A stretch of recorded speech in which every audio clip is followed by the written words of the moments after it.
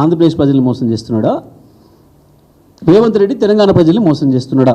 ఏదో ఒకటైతే తేలాలి ఈ వార్తతో.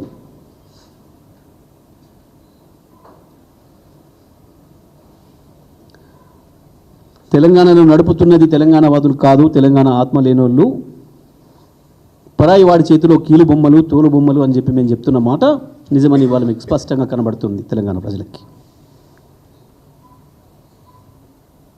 అవతల వాడు రాసిచ్చిన స్క్రిప్ట్తోని మాట్లాడుతున్నారు అనే విషయం స్పష్టంగా కనబడుతుంది.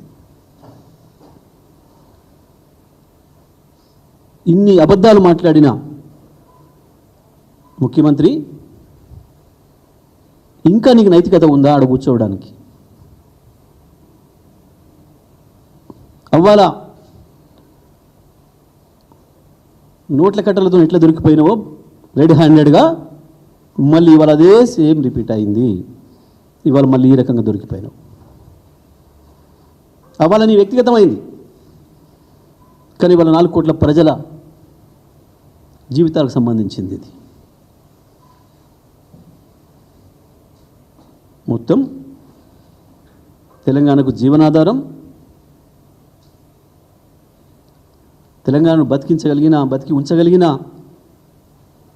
ఏకైక ఆధారం గోదావరిని మొత్తం తీసుకుపోయి వాళ్ళ చేతులు పెట్టి ఏం సాధిద్దాం అనుకుంటున్నాను. ప్రజలు ఇచ్చిన అవకాశాన్ని ఇంత దుర్మార్గంగా వాడుకొని నీ రాజకీయ అవసరాలకు, నీ ఇతర అవసరాలకి ఒక్క ఫోన్ కాల్కు భయపడిపోతావా?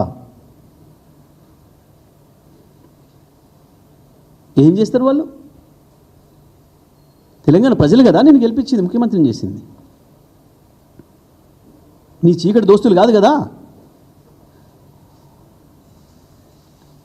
నీ చీకటి దోస్తులతో ఉంటే దావతులు చేసుకో, డబ్బుల మూటలు పంపించుకో, కానీ తెలంగాణ ప్రజల హక్కుల్ని దారాదత్తం చేసే అధికారం నీకు లేదు. నువ్వు నైతికంగా ఇవాళ ముఖ్యమంత్రి పదవిలో ఉండేదానికి అర్హత కోల్పోయినావు. ఇక దొరికిన తర్వాత కూడా దబాయింపు చేయడానికి